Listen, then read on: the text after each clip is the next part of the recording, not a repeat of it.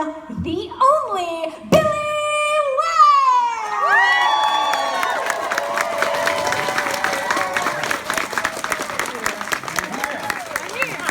How are you?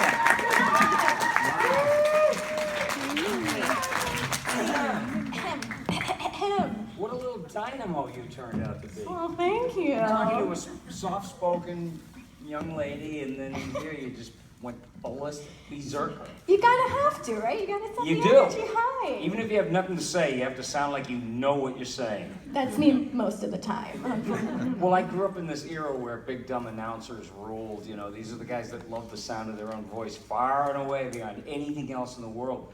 But they didn't want to give birth to their words. You know, coming to the Worcestershire from, you know, it was that, you know, that stupid junk that they do.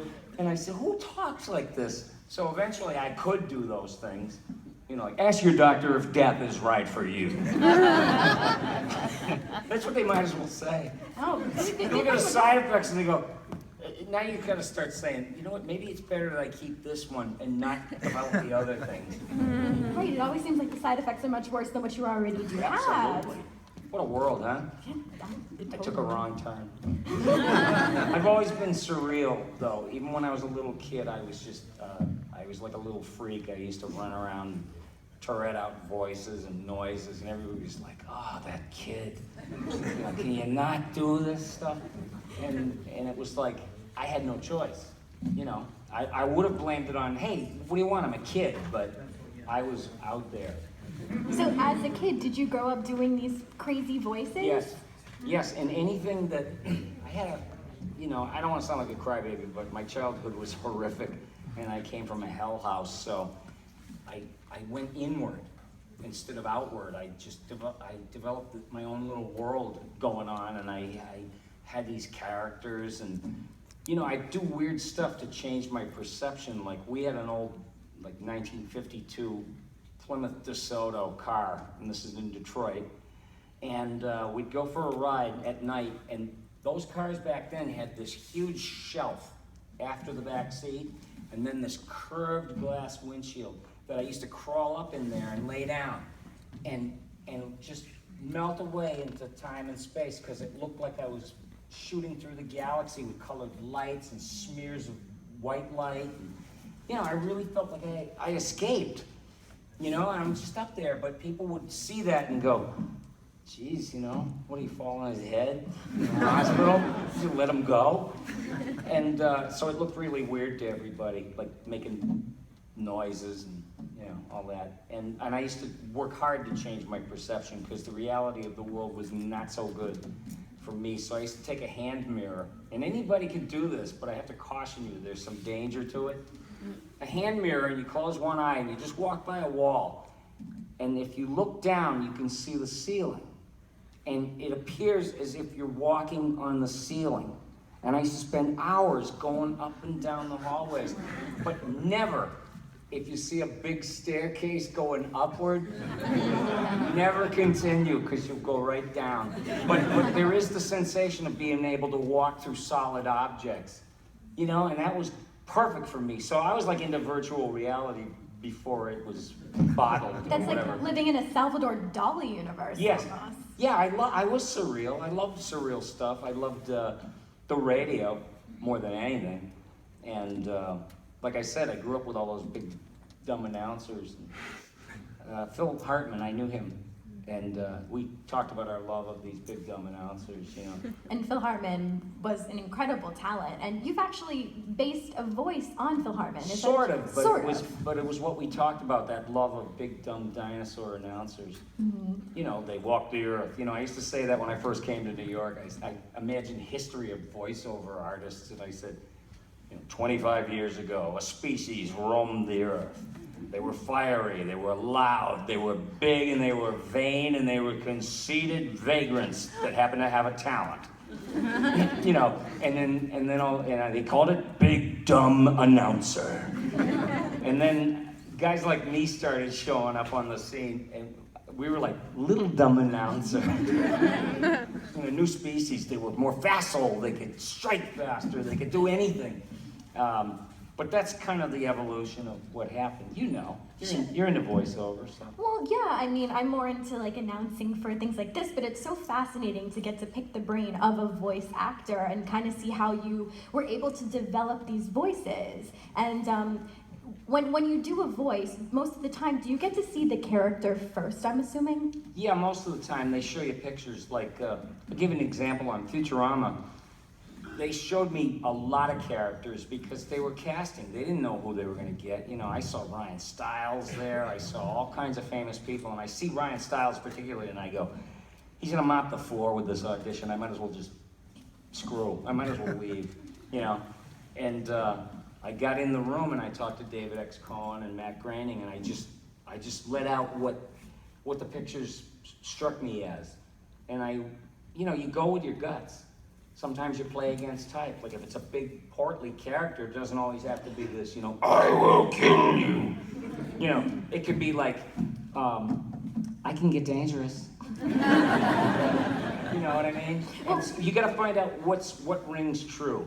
Well, with someone like a Zoidberg, like did you get to see kind of like what he was working I with first? saw, And that's how you know, this cool meat hanging off his face. You know, when he was portly, and they told me that he was a doctor and he was poor, which was hellaciously funny. I've never met a poor doctor, ever. You know? They must be out there somewhere. But the voice of him, I said, geez, he's got all this mess going on up here. And I thought he'd have to be talking through it.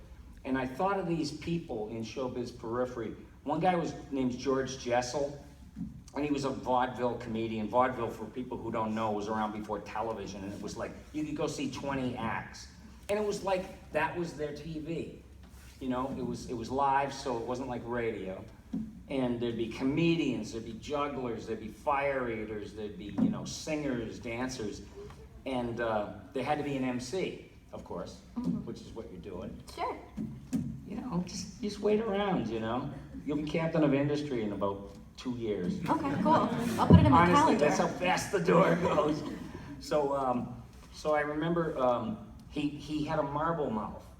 You know, he was the kind of guy that would tell these corny jokes. He'd go, "Good evening, ladies and germs." You know, and you're like, how in any way did anyone ever think that was funny? But they did. And he would say, "You know the definition of a smart ass? A fella that can sit on an ice cream cone and tell you what flavor it is." You know, it was corny. He never did that joke. I had to think of something. But anyway, he had that marble mouth, and he was a Toastmaster. He said, "Here's to Adam, daddy of all races," you know. And then there was another guy in show business. He came from old Yiddish theater. His name was Lou Jacoby. And you might have seen him if you saw the first Arthur movie with Dudley Moore. Oh, yeah. Remember the guy that leans into him and goes, "What's it like to have all that money?" It doesn't suck. You know, so that guy was Lou Jacoby. So I cold fused the both of them, you know. Just smashed them together. Sometimes that's how you come up with a character voice. It's a voice that doesn't exist or didn't until you do it. And even if you do a lousy impression, it's a voice no one's ever heard before. Sure, it's still an original. Yeah, so that's a good way to go after things. You know, I used to be an observer of the human condition. I just felt like a little alien since birth. I had no idea I was born with chronic low-level depression. I had stuff that wasn't even named yet, like ADHD. I said to my friends, I found out like, how many years ago? Maybe three years ago. I came in, I said, "Guess what? I got that stupid ADHD." And somebody looked at me and said, "You paid someone to tell you that?" And I said, yeah, rub it in. You know, I had all the initials, OCD.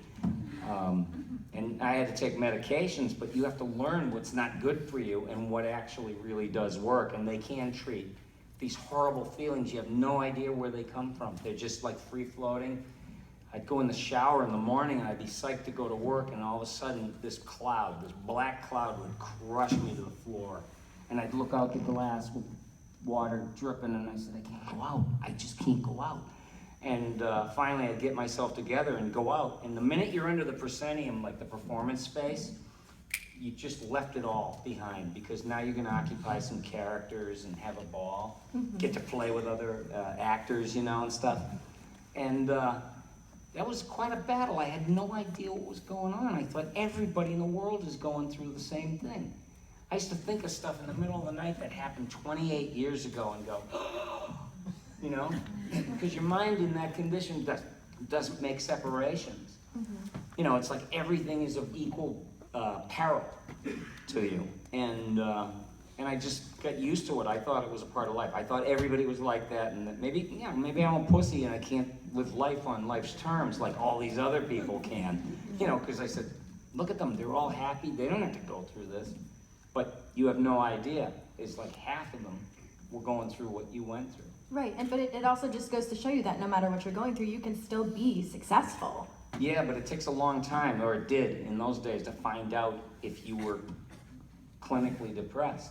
You know, because they didn't even think to test for that. It didn't exist. Alcoholics were mostly depression victims.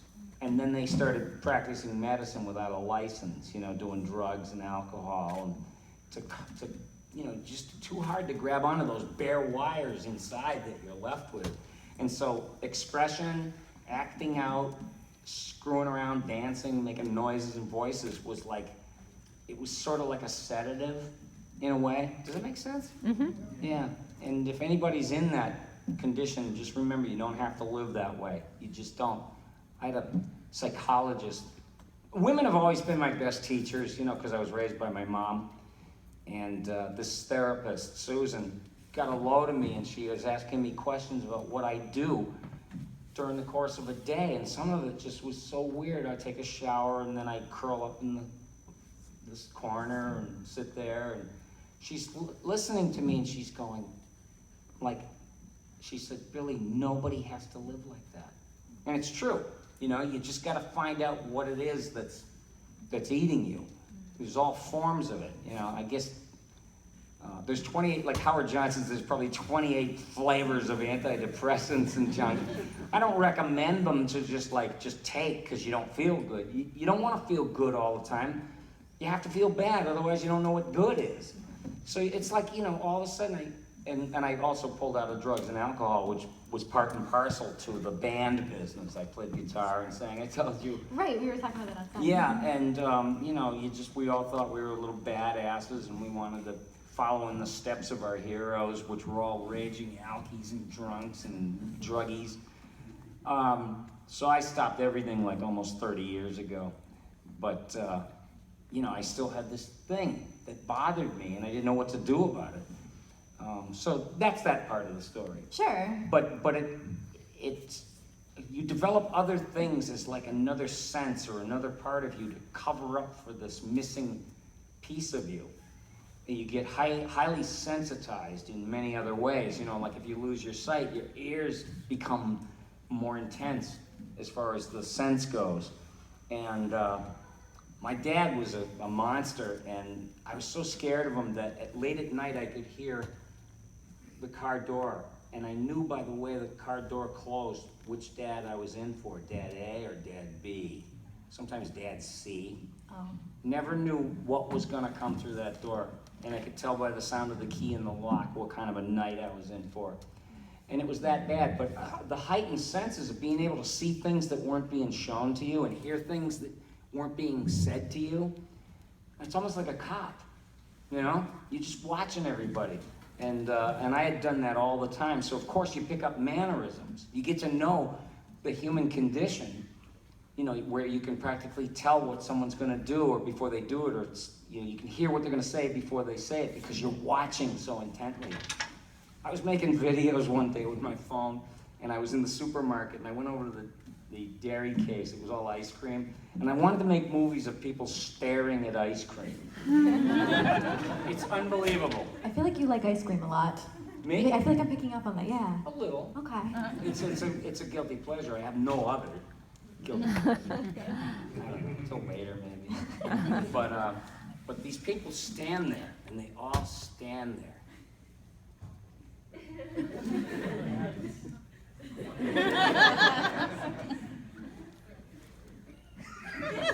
And you know what they're doing?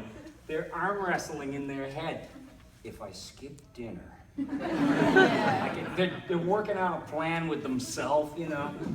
It's like, maybe I know I didn't have breakfast. Maybe I could have a small, like a cup of that.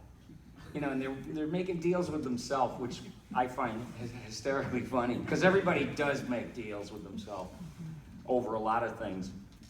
But it's useless, this video of all these people standing there, you know, melting the ice cream with their x-ray vision or something.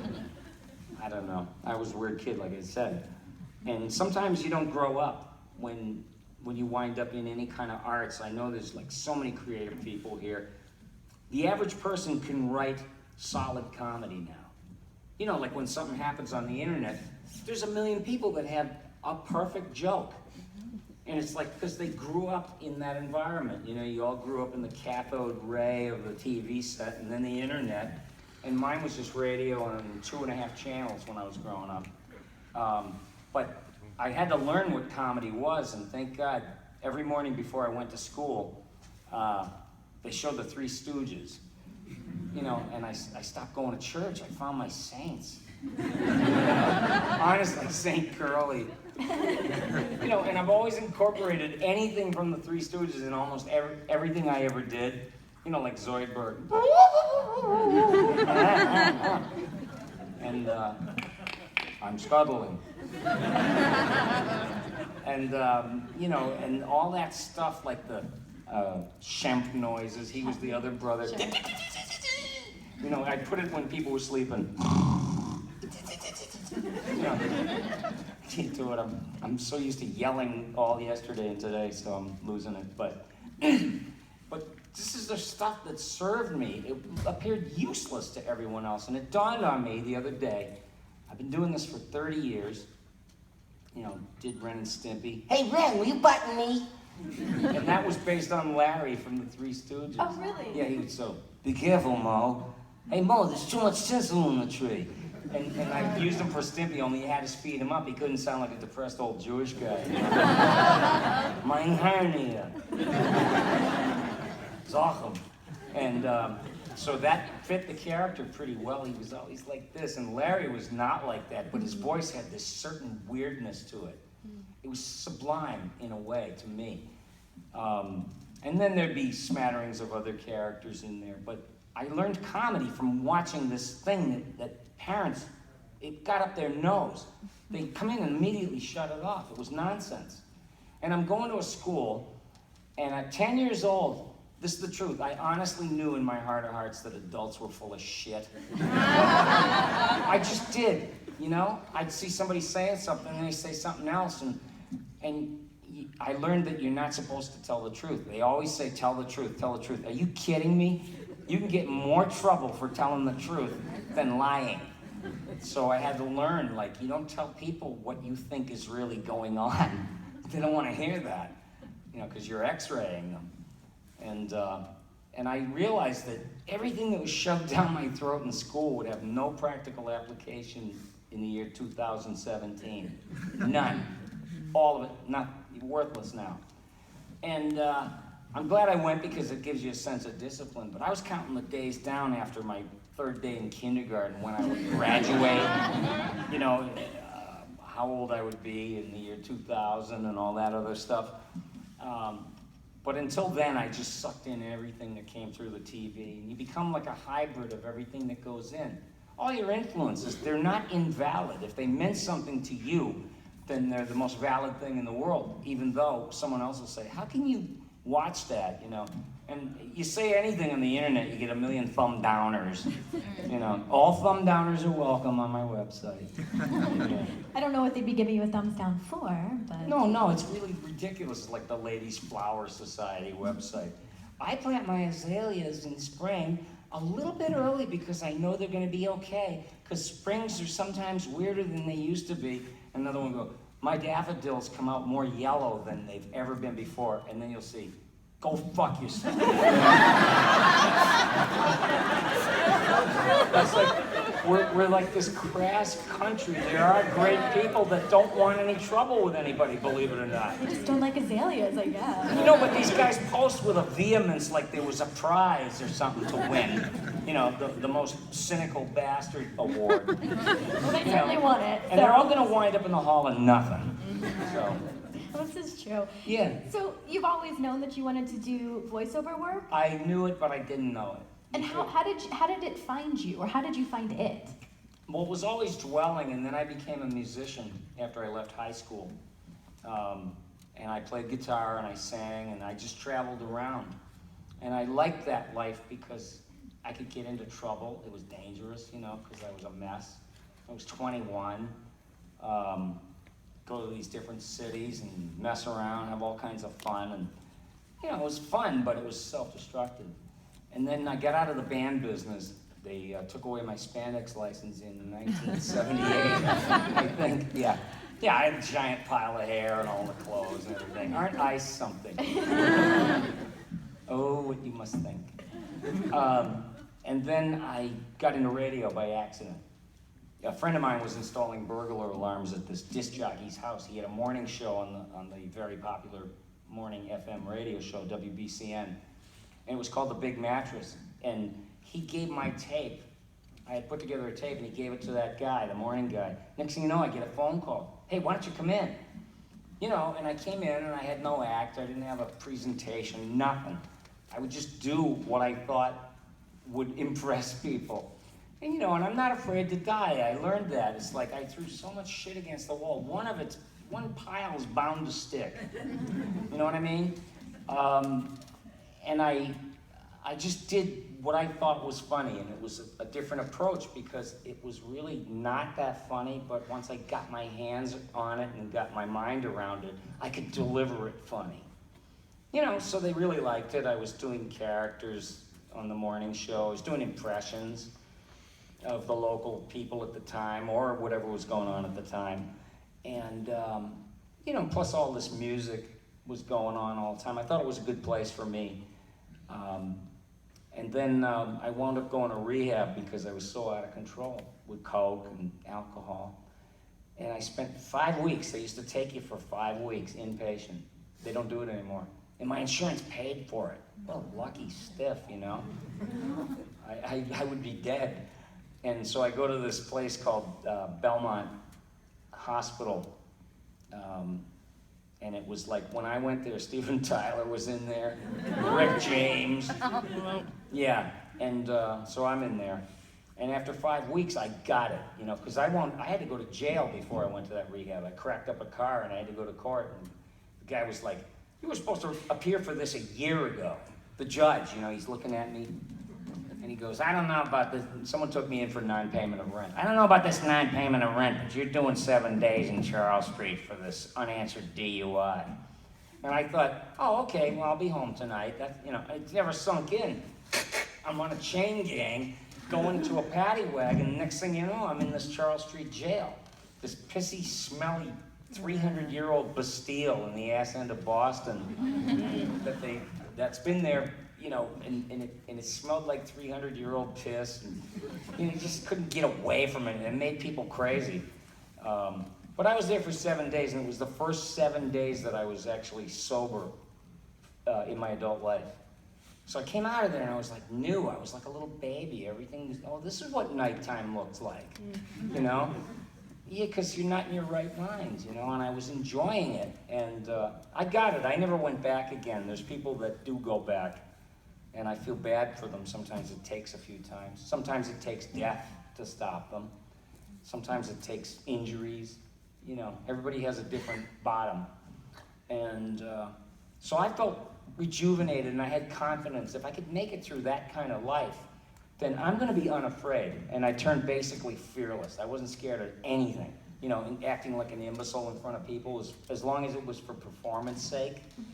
And you know, I just, that's what I took to. So I stayed another year at the radio station, and in 1990, I moved to New York, and I got a job at our sister station, which was WXRK. It was the Howard Stern station.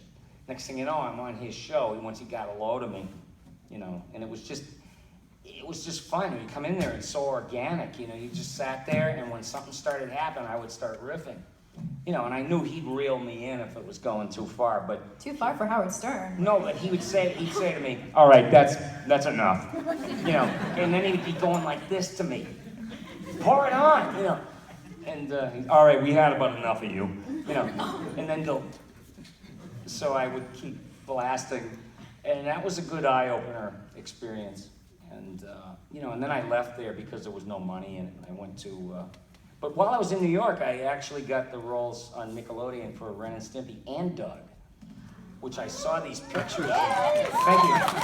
Thanks. Everybody remembers them now. How can you not? I don't know. It's I iconic. get pictures of them and nobody ever asked for those. Like, they wanted Ren and Stimpy and nothing else. I wasn't really doing anything else. I feel like I sing the log song like at least once a week still. Like, in my You know adult what? You're my life. dream girl. I don't mind telling you that. Do you like the Stooges? Oh, I do like this. Yeah, I was a chef girl, so yeah, I like chef. May I? Yeah. No ring. Oh man. Oh man. Too young. So young. Too young. I'm 31. Really? Yeah. Well, if I looked like Meatloaf, I wouldn't be able to go out with a young girl, but I still can. Lucky me. I'm 65 and I never lost this adolescent voice, you know. You know, as long as I can keep doing that, I'll be okay. Yeah, so going to New York, I was doing a few commercials there, and then I got this M&M gig. We auditioned, they were auditioning everybody in town, and I went in and I just did my version of it. John Lovitz was doing it first, you know, long after the old commercials, they rebirthed them, and John Goodman was the yellow M&M. And they quit, they priced themselves out of the market, so they auditioned again. And I was flying to LA to do an audition. I still lived in New York, and there was this guy sitting close to me with a scarf on, and he looked like a serious actor. And you know, I just, there was something about him, his energy or something. I recognized it, and finally get there, and we start auditioning, and this guy auditioned too, and we both got the roles. And I was married at the time, and I came home to New York from LA where I had started working, and my wife said, "Have you seen this show?" I said, "What show?" "Oz, the prison show. It's hardcore." And she said, "You gotta see this show, especially this guy." And she points out this guy. He's the worst one in the prison, and you know what? He's no actor. He's the real deal. That's not an actor. Watch him. Look at this mother effer. You know, and I was sitting there and I went, and she's like, "What?" I said, "I know him." "You do?" "Yeah, he's the yellow M&M. It's J.K. Simmons." Oh. And I knew like 20-something years ago that he was a treasure. I just loved the way he acted, and I knew he was going to be a big deal. And to this day, he won an Oscar, and he was doing commercials with me like 3 days later. You know, he did it, what was it for? The Whiplash. Yeah. You know, and I mean, this is a guy that's a journeyman. He's not an a-hole. He wants to keep working the rest of his life. So every job is like of equal importance to him. That's the sense I get, because it's the craft. It's not like, what's going to make me cool enough in the fastest amount of time? That's not a good way to look at it. And so to this day, I still do commercials with him. And then I auditioned before I left New York for Ren and Stimpy and Doug, like I said. And Doug was, the description they gave me was, "He's a painfully shy 11-and-a-half-year-old, and this is my dog Pork Chop. And this is Roger Klotz. Hey, funny, you big loser." you know, and I had a fantasy the other day they should bring back Doug for a special, and he's sitting in jail. "Dear Journal, today I blew up a courthouse." And Roger was the judge that sent him up. "Go to jail, loser!" Yeah! And I thought it was funny. And twist, he did it as Coil Man. I don't know. I mean, how do you serve time as Quail Man? I don't know, he'd probably get bothered quite a lot, I'm sure. You know, he'd have a lot of jailhouse wives. I think.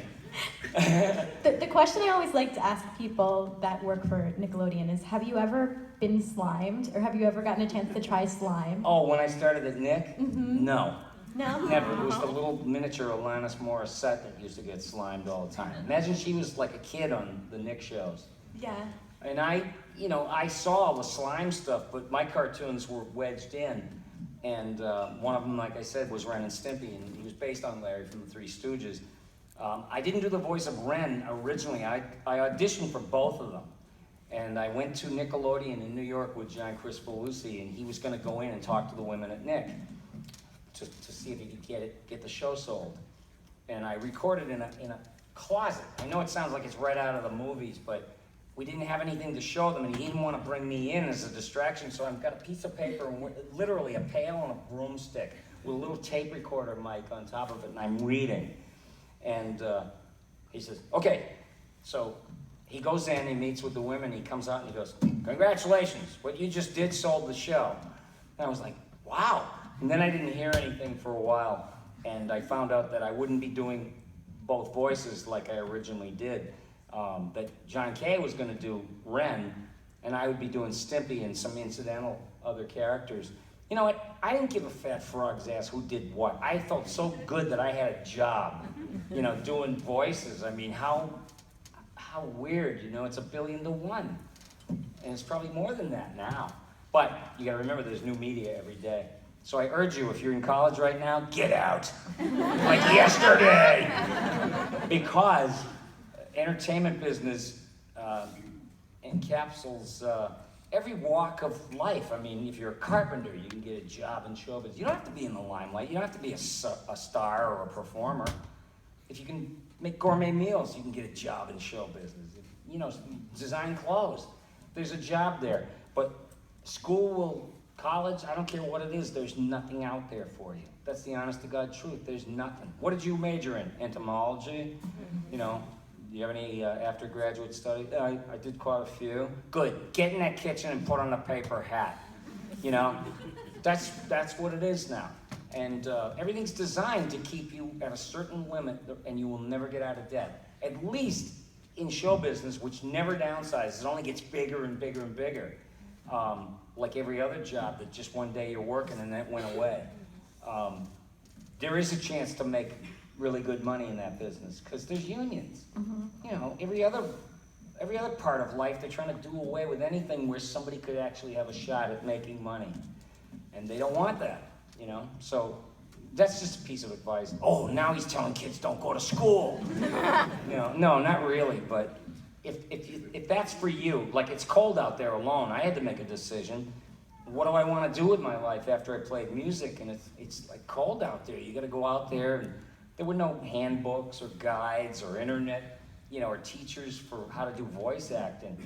You know, you just had to develop some sort of confidence. And when I decided to move to New York, I said, I'm going in there like a Terminator. I don't care. I'm going to be like, you know, just, I will destroy everyone. I will destroy you. Wow. I hate you. You suck. That's Stephen Hawking on a bad day. I know, how is he doing that? You know what it was? When I was a kid, I had my own version of what robots talking would be because they had these weird electronic voices, but they were inaudible.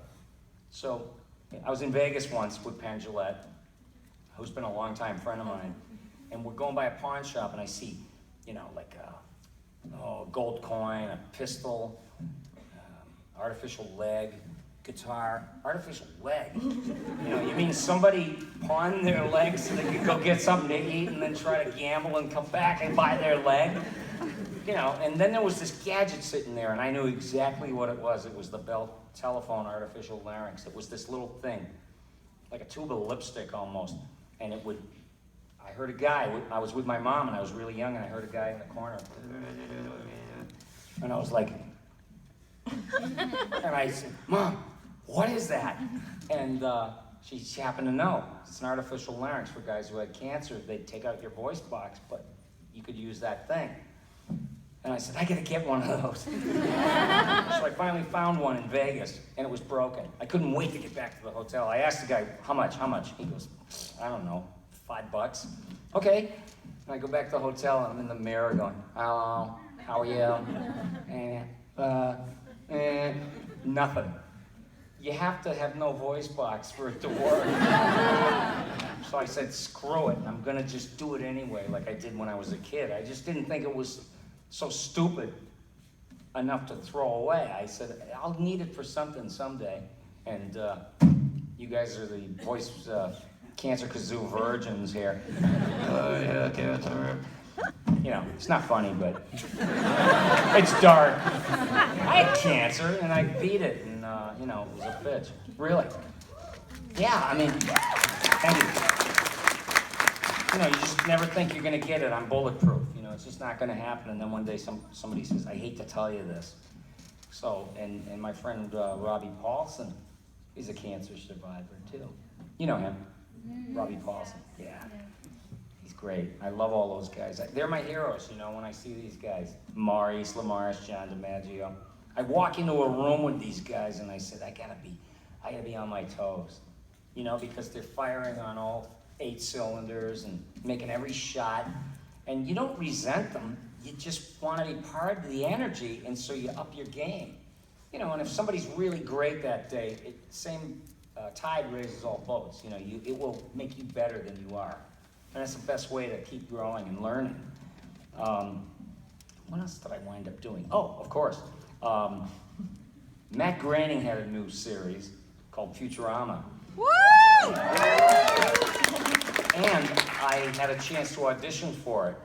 And I was like thrilled. I said, I have no idea what the hell that they're looking for. But I decided to show up. And like I said, there was all these people there that were famous. And I just went in and like I said, I did what I thought the character should be. And they showed me a picture of the professor. And all it looked like, you gotta go by your guts, you know? The first thing I looked at was, he looks like airplane food. You know, like a diseased piece of chicken with skin wrapped around it and moles, you know, sun marks. And, you know, and he was 147 years old, so he must be like a mummy. He must fart dust, you know? And he would shake, so I would literally do that while I was in the booth. You know, I don't want to live on this planet anymore. You know, I'd be like, rickety. Thank you. Thanks. And he was Fry's, you know, zillion times removed relative. Right. And then Fry shows up, and that was what I sounded like when I was 21 years old. I was all whiny, nasally. I was always complaining. You know, and I was in a band, and I said, oh, man, I broke a string. What the hell am I gonna do now? You know, and they gave me this main role, and I said, I gotta make it something nobody else can do. So there's hardly anybody who can replicate your real voice, like Sure. exactly what you sound like when you're not putting on a voice. And I just younged him up like I remember hearing, and they loved it, because he was like, he turned into this character, and I was really careful. I wanted all guys to like him. You know, and I wanted women to like him too.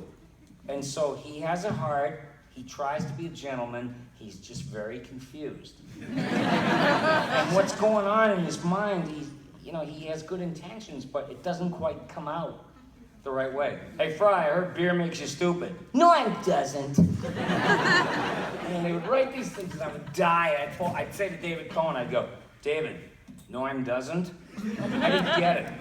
He goes, please read it as written. Okay, but I'll be back for the fix-it fee.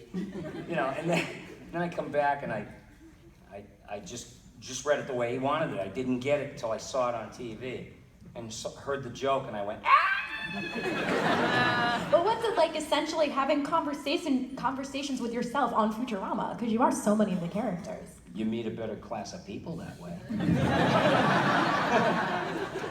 No, not entirely. I was born to do that stuff. Once I learned how to do a real complete separation, when it's like all your characters in a row through 4 pages, I just learned to do that. It was kind of like in me to be able to do that. It took a while to get it down, but I did them in real time. You know, there'd be Zap Brannigan, you know. Careful, let them in. I made it with a woman neck.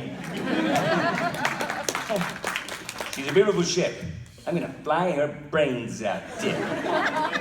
And now I do them as Donald Trump quotes. On Twitter. Did you hear those? Oh, Yes. It's like they were written for Zap Brannigan because Trump is such a lunkhead. Do you have any you can do offhand? Yes. Okay. I have a great relationship with the blacks. Trump. And then I was like, I pay my wife $1 a year and all the dresses she can buy. And it sounds like it was written for him. And he looks like him too. And his hair goes up in the wind. I think Zap has better hair. Yeah, but I think there's something going on because the front of it sort of leaves and then comes back. Oh man. And you know, and it would be like him and then it would be Zoidberg. It was like, you know, I'm not hearing it now. Zoidberg can leave. You know, and then there'd be these, and Zoidberg was like Yiddish theater, like I told you, you know, it was those old time players with the speech impediments. And Yiddishisms I used to put in there. It's like a Yiddishism is like, you know, and I'm Irish Catholic, so I was fascinated with the way people talk. I've always had a love of language, including people who learned English and are speaking it in their colloquial way. And I went shopping one time for my girlfriend, and in Boston years ago, the train used to stop under a department store called Feline's. And they would have white sales, you know, but the doors would open to the train and there'd be 700 women running to the doors, and the guys would open the doors and get out of the way. And me. And I'm going in there and I have to walk through the underwear department and I'm watching women pick through everything. And I see the most beautiful girl I had ever seen walking this way, and I was like, and I didn't know that there was a support beam in front of me, and it was holding up the rest of the building because this was Feline's basement. It was famous, all their sales. And I'm walking along, and I was so stunned I was holding on to the beam. like I must have cracked my head open, I bet. And then there's an old Jewish woman going through the underwears, and she looks over and she goes, "With it you're going steady?" You know, and I said, that's beautiful. To me, that's poetic. With it you're going steady? You know, it's reverse land. And I used to do that with Zoidberg a lot. And, you know, it just gave them more of a believability. Yes, they're cartoon characters, but you gotta find something that everybody can somehow identify with. Otherwise, it's just a goofy, witty little voice. Do you feel like there's a character that you most identify with? No. Oh, actually, it would be Fry, I guess. Because, you know, I was kind of the same way. You know, I thought I was smart, and I wasn't that smart. I was smart in other ways, but not the kind where, believe it or not, I never learned to tie a necktie. Or tie my shoes right. You know, because my dad was always around, and he was like, "What are you, retarded?" You know, and I'd be like, I couldn't do anything right, so I just said, "The hell with it, I'll invent my own ways of doing everything." And it kind of paid off, you know, in a way. It's like, if there's no way to do something, or every way is wrong, then you invent a way. You know, as long as it's funny, especially in this business. Like, they didn't care if they asked you to do an impression and it didn't sound like the character. I said, all that matters is if it's funny or not. It doesn't matter if you're halfway there, you know. Like Nixon on Futurama. I found that here I was going to do Nixon's head in a jar. And that bastard drafted me in 1970 when I got out of high school. I was drafted. And I know they were stenciling my name on the footlocker, you know, for the Army or whatever. And I said, I don't want to go anywhere. I don't want to go to Vietnam. You know, it's an undeclared war. There was a lot of consciousness about that on the other side. And everybody else, what do you mean? What are you, a faggot? Get in there. You're going to cut that long hair off. Oh, you're going to be sorry. But you're going to be a hero. Yeah, okay. And then I couldn't get in anyway because I had hypertension and flat feet. You know, and I didn't intend to skip it or try to get out of it. So years later, cut to many, many years later, they have me doing Nixon. And when I watched the debates with my mom in 1960, I think it was, with Nixon and Kennedy, they had it all figured out. Kennedy looked like GQ. You know, he had that buttered toast hair and that ultra bright smile and the gleaming little Irish eyes. And then they cut to Nixon, and somebody had said, do only close-ups on Nixon. Like extreme close-ups. And you could see his whiskers growing, and you could hear them almost, you know? And he's sweating, and his hair's all matted, and I said, Mom, he's gonna turn into a werewolf. And so I sat there and I went, I wanna be president because you know, and it sounds nothing like Nixon, but the guys on Futurama said, why do you do that? Aru. I said, you don't like it? And they said, no, keep doing it. We don't know what it is, but keep doing it. So I got my revenge, you know. Full circle. So we only have a few minutes left. This went by way too fast. I know. Do you have any final words of wisdom or any thoughts you want to leave us with before we have to wrap this up, unfortunately? Let's see.